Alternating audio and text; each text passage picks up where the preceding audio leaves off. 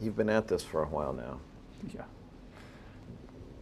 Can you reflect on biggest challenges or lessons that you've faced over your career? I think that the first thing was to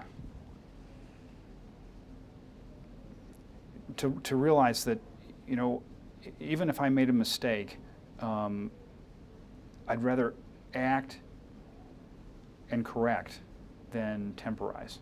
And I've made some hiring mistakes. I think that, you know, I've made some acquisitions that probably weren't the best. But, you know, you're going to get up the next day and put your shorts on and get back in the ring. And so some element of you know, stamina or just determination. That's really essential if you're going to be a senior executive. You got to be able to take the punch because they're going to come, and you don't know when they're going to come. I think second is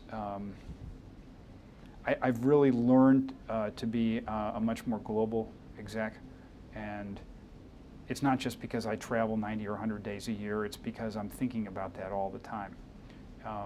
That NGO risk might arguably come from the UK first, and how, and having met some of them, and you know, I internalize that now.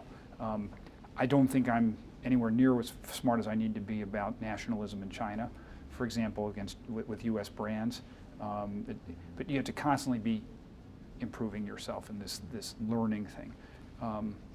And then, look, it's also a challenge when you take over your dad's company, let's be real.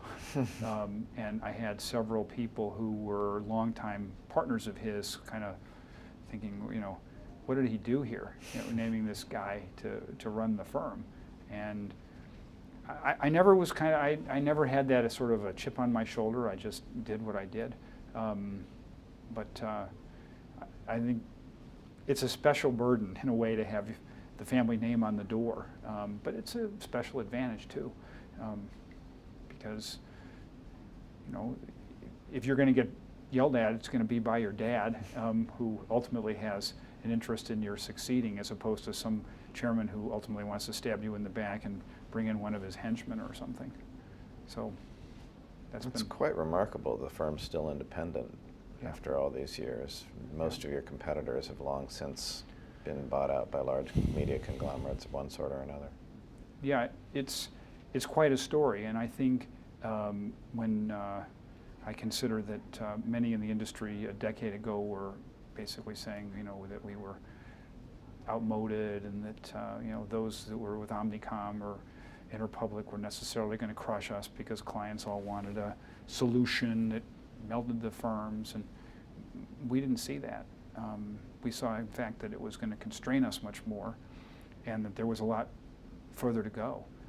But also appreciate that this is not just a family business. What I mean is, it is 15% owned by the non-family, but also we distribute 40% of the pre-tax every year to our people.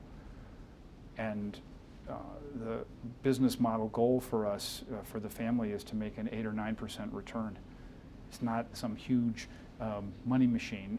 We need enough to make acquisitions and buy new PCs and re-outfit offices.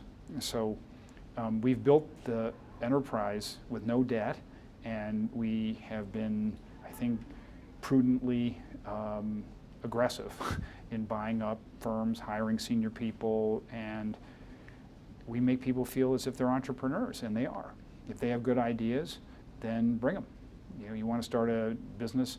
You know, I give credit to Nancy Rushinsky, who in '95 said, you know, I want to start this thing called Edelman Digital.